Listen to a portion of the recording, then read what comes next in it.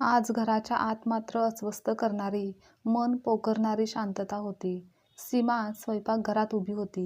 गॅसवर चहा ठेवलेला होता, पण तिचं लक्ष मात्र कुठेच नव्हतं. हॉलमध्ये बसलेला अक्षय मोबाईलमध्ये गुंतलेला होता. दोघं एकाच घरात, एकाच छताखाली, पण जणू दोन वेगळ्या जगात राहत होते. कधी काळी याच घरात हसणं, गप्पा, प्रेम सगळं काही होतं, पण आज फक्त फक्त मात्र मौन होतं. अक्षय, चहा ठेवला आहे, तिने हळू आवाजात सांगितलं. तेव्हा त्याने मोबाईलवरून नजरही वर केली नाही. ठेव, फक्त एवढंच उत्तर आलं. आणि सीमाच्या मनात एक वेदना उमटली. काही ती बोलली नाही. कधी काळी अक्षय तिच्याशी तासनतास बोलायचा, पण आज 2 शब्दही बोलायला त्याला जड होत होते. तिच्या डोळ्यासमोर त्यांच्या लग्नाचे दिवस तरळून गेले. 5 वर्षापूर्वी सीमा आणि अक्षयचं लग्न झालं होतं. दोघेही प्रेमात होते. अक्षय एक सॉफ्टवेअर इंजिनियर होता, तर सीमा एका शाळेत शिक्षिका होती. लग्नाच्या सुरुवातीचे दिवस खूप सुंदर होते. सुट्टीच्या दिवशी किंवा मग रविवारी दोघे फिरायला जायचे. कधी चित्रपट, कधी बाहेर जेवण व्हायचं. तेव्हा अक्षय नेहमी म्हणायचा, सीमा, तू आहेस म्हणून माझं आयुष्य सुंदर आहे. आणि सीमा लाजून हसायची. पण हळूहळू सगळं बदलायला लागलं होतं. अक्षयची नोकरी बदलली होती. नवीन कंपनी, जास्त पगार, पण खूप काम असायचं. त्यामुळे तो उशिरा घरी यायला लागला होता. सुरुवातीला सीमा समजून घेत होती. काम असतं, थकलेला असतो, असं ती स्वतःला समजवायची.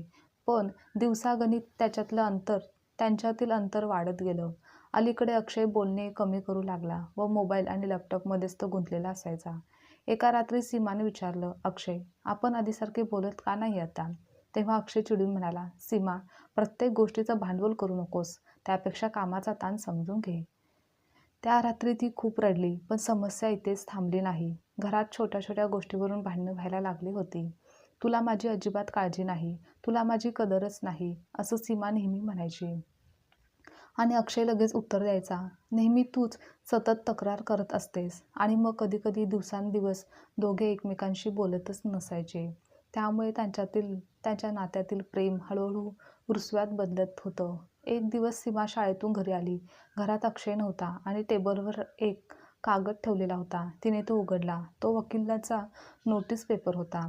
तिच्या हातातून कागद खाली पडला, कारण त्या नोटीसमध्ये लिहिलं होतं, अक्षय देशमुख यांनी घटस्फोटासाठी अर्ज केला आहे. सीमाच्या डोळ्यातून अश्रू तळले. सीमाच्या डोळ्यातून अश्रू ओघळायला लागले.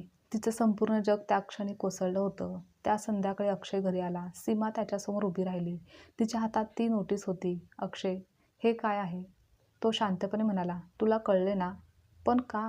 तिचा आवाज थरथरत होता. तेव्हा अक्षयने नजर चुकवली आणि बोलला, कारण आपण आता एकत्र आनंदी नाही आहोत. सीमाच्या डोळ्यातून अश्रू वाहत होते. मग प्रयत्न तरी करूयात ना? पण त्या क्षणी अक्षय कठोर आवाजात म्हणाला, नाही, ते आता शक्य नाही, कारण खूप उशीर झाला आहे. हे ऐकून ती जागीच खाली बसली. त्या रात्री तिला झोप काही लागली नाही. तिच्या डोक्यात हजारो प्रश्न फिरत होते.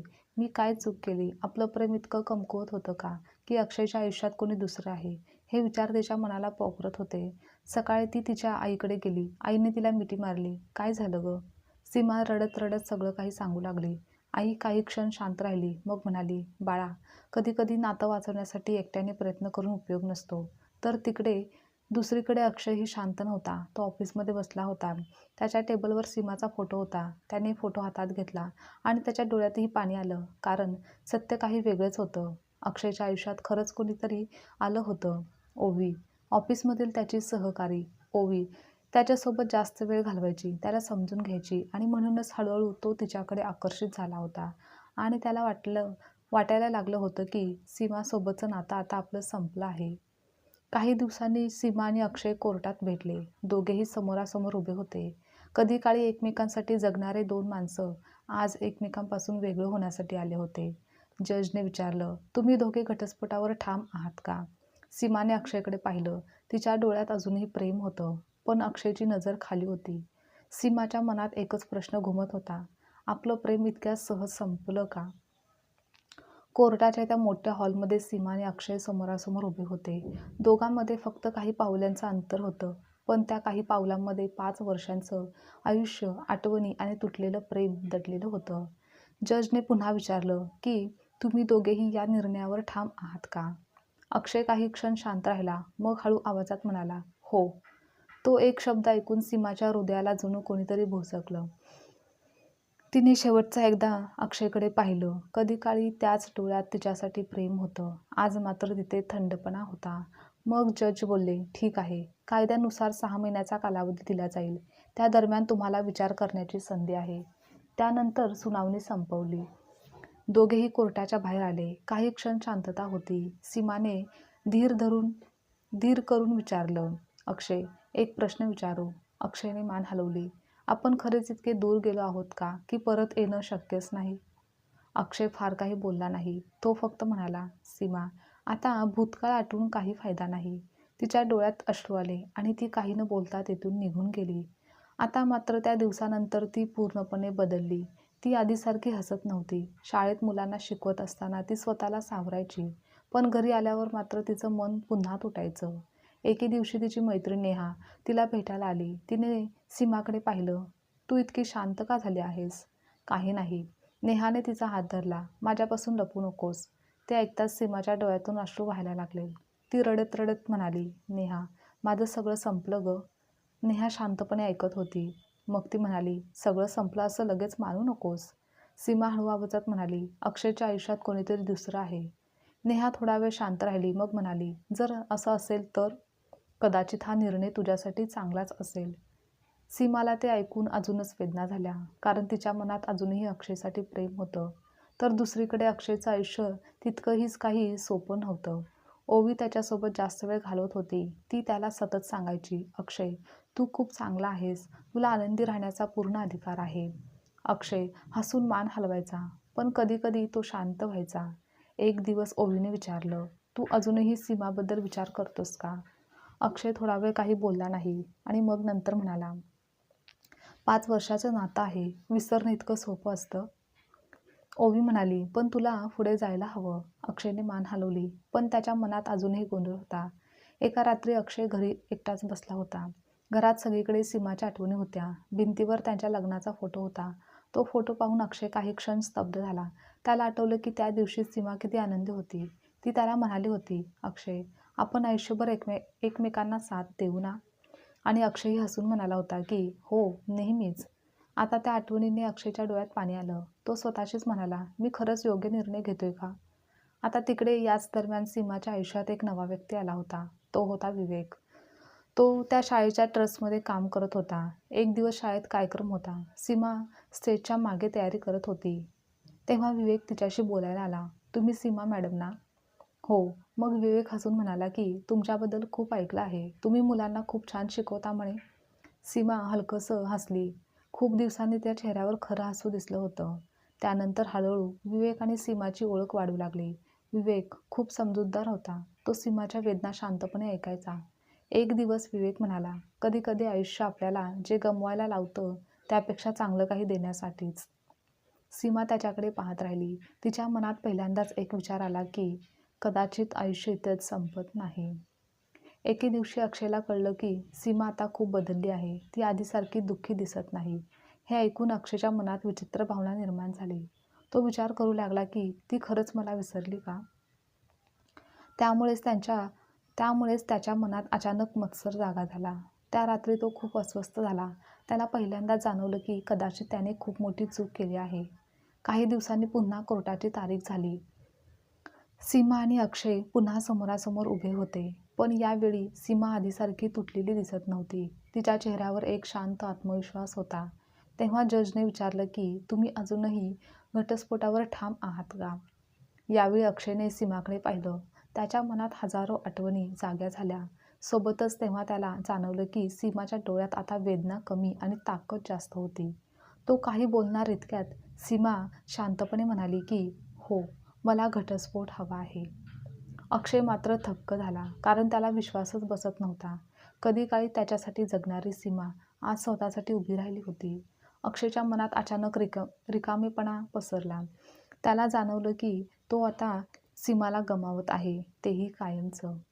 कोर्टात सीमाच्या त्या एका वाक्याने सगळं बदलून गेलं होतं. हो, मला घटस्फोट हवा आहे. हे शब्द ऐकून अक्षय काही क्षण स्तब्ध उभा राहिला. त्याला वाटलं होतं की सीमा शेवटपर्यंत त्याच्यासाठी झगडेल, पण आज ती शांतपणे हा निर्णय स्वीकारत होती. जजने पुढील प्रक्रिया सांगितली आणि सुनावणी संपली आणि सीमा कोर्टाच्या बाहेर निघून गेली. मात्र अक्षय काही क्षण तिथेच उभा राहिला. त्याच्या मनात एक विचित्र पोकळी निर्माण झाली होती. त्याला अचानक अधिक तीव्रतेने जाणवले की मी खरंच सीमाला कायमचं गमावतोय का? कोर्टाबाहेर सीमा उभी होती. तिच्या चेहऱ्यावर शांतता होती. पण आत मात्र वादळ चालू होतं. तेवढ्यात विवेक तिथे आला. सीमा, सगळं ठीक आहे ना? तिने हलकंसं हसू दिलं. हो, आता सगळं ठीक होईल. विवेक तिच्याकडे पाहत म्हणाला. तू खूप धाडसी आहेस. ती काही क्षण शांत राहिली. मग ती म्हणाली, विवेक, हे धाडस नाही. कधी कधी आयुष्य आपल्याला जबरदस्तीने मजबूत बनवतं. विवेकने तिच्याकडे पाहिलं. त्याला सीमाच्या डोळ्यात अजूनही वेदना दिसत होती. पण त्याचबरोबर नव्या आयुष्याची तयारी देखील दिसत होती. तर दुसरीकडे अक्षय घरी आला होता. घरी येताच त्याला सीमाच्या खूप आठवणी येऊ लागल्या. स्वयंपाकघरात पाहिलं, हॉलमध्ये पाहिलं, सगळीकडे तिच्या आठवणी होत्या. त्याला आठवले की ती रोज त्याच्यासाठी चहा बनवायची. तो उशिरा आला तरी ती जागी राहायची. एकदा तर अक्षय खूप आजारी पडला होता. तेव्हा तिने 4 दिवस सुट्टी घेऊन त्याची सेवा केली होती. त्या आठवणींनी अक्षयचं मन हललं. तो स्वतःशीच म्हणाला की मी हे काय केलं आहे? त्या रात्री ओवी त्याला भेटायला आली. ती आनंदात होती. ती म्हणाली, अक्षय, आता सगळं संपलं ना? आता आपण आपल्या आयुष्याचा विचार करू शकतो. पण तो शांत बसला होता. ती म्हणाली, तू खुश नाहीस का? त्याने दीर्घ श्वास घेतला. ओवी, मला थोडा वेळ हवा आहे. मग ती चिडली, अजूनही तू सीमाबद्दल विचार करतोस का? अक्षय काही बोलला नाही. मग ओवी रागाने म्हणाली, अक्षय, तू जर अजूनही तिच्यात अडकलेला असशील तर मला सांग. तो गोंधळला. त्याच्या मनात 2 वेगवेगळ्या भावना चालू होत्या. एका बाजूला ओवी होती आणि दुसऱ्या बाजूला 5 वर्षाचं नातं होतं. आता या दरम्यान सीमा हळूहळू स्वतःला सावरत होती. ती शाळेत जास्त वेळ घालवू लागली होती. मुलांसोबत राहिल्यावर तिला थोडं हलकं वाटायचं. एक दिवस शाळेत एक छोटा मुलगा तिच्याकडे आला. मॅडम, तुम्ही उदास का असता? ती थोडी आश्चर्यचकित झाली. मग ती हसून म्हणाली, मी उदास दिसते का? मुलगा म्हणाला, हो, पण तुम्ही हसलात की खूप छान दिसता. हे ऐकून सीमाच्या डोळ्यात पाणी आलं. तिला जाणवलं की आयुष्य अजूनही तिच्यासाठी थांबलेलं आहे. तर तिकडे काही दिवसांनी एक मोठा धक्का बसला. अक्षय ऑफिसमध्ये असताना त्याला कळलं की ओवी दुसऱ्या शहरात नोकरी स्वीकारत आहे. तो तिच्याकडे गेला. ओवी, तू अचानक हा निर्णय का घेतलास? ती शांतपणे म्हणाली, अक्षय, मला असं वाटतं की तू अजूनही सीमाला विसरलेला नाहीस. तो गप्प झाला. ओवी पुढे म्हणाली, आता मी कुणाच्या आयुष्यात दुसऱ्या क्रमांकावर राहू शकत नाही. तेवढं बोलून ती निघून गेली. अक्षय तिथेच उभा राहिला. त्या क्षणी त्याला जाणवलं की त्याने 2 नाती गमावली आहेत. त्या रात्री तो खूप विचार करत बसला. त्याला सीमासोबतचे सगळे क्षण आठवत होते. त्यांचे पहिलं भेटणं, लग्नाचा दिवस, पहिली सहल आणि पहिलं भांडण, हे सगळं आठवून त्याच्या डोळ्यात अश्रू आले. तो हळू आवाजात म्हणाला, सीमा, मी तुला खूप दुःख दिलं आहे. त्यानंतर काही दिवसांनी अंतिम सुनावणीची तारीख आली.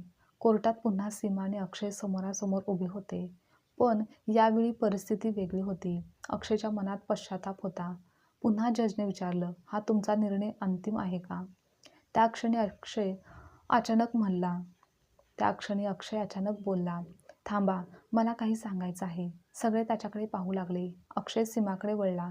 त्याच्या डोळ्यात पाणी होतं. तो म्हणाला, सीमा, मी खूप मोठी चूक केली आहे. जर शक्य असेल तर आपण पुन्हा प्रयत्न करू शकतो का?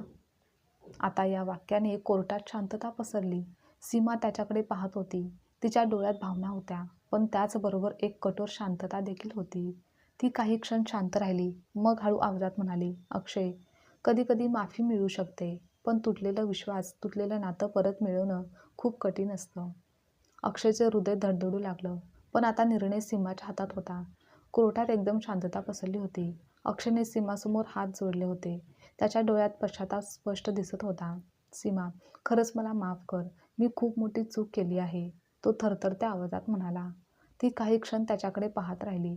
तिच्या मनात हजारो आठवणी जाग्या झाल्या. अक्षयसोबतचे सुंदर ते दिवस, त्यांचे लग्न, पहिल्या घराचं स्वप्न, एकत्र केलेल्या छोट्या छोट्या गोष्टी. पण त्याचबरोबर तिच्या मनात वेदनादायक आठवणी देखील होत्या. त्या रात्रीच्या, जेव्हा ती एकटी रडत होती, तेव्हा अक्षय तिच्याशी बोलायला देखील तयार नव्हता. मग सीमाने एक दीर्घ श्वास घेतला. ती शांतपणे म्हणाली, अक्षय, मी तुला माफ केलं आहे. अक्षयच्या चेहऱ्यावर आशेची एक झलक उमटली. पण ती पुढे म्हणाली, अक्षय, पण माफ करणं आणि पुन्हा तेच नातं जगणं या दोन वेगवेगळ्या गोष्टी आहेत. हे ऐकताच अक्षयचे डोळे खाली गेले. ती पुढे बोलू लागली. जेव्हा तू मला सोडायचा निर्णय घेतलास तेव्हा माझं सगळं जग कोसळलं होतं. तिच्या डोळ्यात पाणी आलं. मी स्वतःला 1000 वेळा विचारलं की यात माझी काय चूक होती. पण त्या वेदनांनी मला एक गोष्ट शिकवली की माणसाने स्वतःसाठी जगायला शिकलं पाहिजे. अक्षयच्या डोळ्यात अश्रू आले होते आणि जज शांतपणे हे सगळं ऐकत होते. सीमा काही क्षण थांबली. मग ती म्हणाली, अक्षय, तू माझ्या आयुष्यात खूप महत्त्वाचा भाग होतास आणि कदाचित आयुष्यभर राहशीलही. पण आता मला मागे वळून बघायचं नाहीये. हे शब्द ऐकून अक्षयचे हृदय तुटले. त्याला समजलं की सीमा आता खरोखरच पुढे निघून गेली आहे. त्यानंतर जजने निर्णय दिला. कायद्याच्या सर्व प्रक्रियेनंतर सीमा आणि अक्षयचा घटस्फोट मंजूर झाला. त्या एका क्षणात 5 वर्षाचं नातं अधिकृतपणे संपलं. दोघेही कोर्टाच्या बाहेर आले होते. आकाशात हलका पाऊस सुरू झाला होता. सीमा शांतपणे उभी होती. अक्षय तिच्याकडे आला. सीमा, मी तुझं आयुष्य दुखावलं आहे, पण मला आशा आहे की तू आनंदी राहशील. सीमा म्हणाली, अक्षय, तूही नेहमी आनंदी राहा. त्यानंतर दोघांचेही मार्ग वेगवेगळे झाले. असेच काही महिने निघून गेले. सीमाचं आयुष्य हळूहळू बदलायला लागलं होतं. ती आधीसारखी दुःखी नव्हती. ती शाळेत अधिक उत्साहाने काम करू लागली. मुलांसोबत वेळ घालवताना तिच्या चेहऱ्यावर पुन्हा हसू दिसू लागलं होतं. विवेक अजूनही तिच्या आयुष्यात होता. तो तिचा खूप चांगला मित्र बनला होता. एक दिवस तो तिला म्हणाला, सीमा, तू पुन्हा आयुष्यावर प्रेम करायला लागली आहेस. ती हसली. कदाचित. कारण मला आता समजलं आहे की आयुष्य कोणावर अवलंबून नसतं. विवेक शांतपणे तिच्याकडे पाहत होता. त्याच्या मनात तिच्यासाठी भावना होत्या, पण तो घाई करत नव्हता. दुसरीकडे अक्षयचं आयुष्य मात्र पूर्णपणे बदललं होतं. ओवी त्याच्या आयुष्यातून निघून गेली होती. घर रिकामं वाटत होतं. एक दिवस तो कपाट आवरत होता, तेव्हा त्याला एक जुना अल्बम सापडला. त्यात सीमासोबतचे फोटो होते. तो फोटो पाहताना त्याच्या डोळ्यातून अश्रू वाहू लागले. मग तो स्वतःशीच म्हणाला की माझ्या आयुष्यातील सर्वात मौल्यवान नातं मी गमावलं आहे. पण आता वेळ खूप पुढे निघून गेली होती.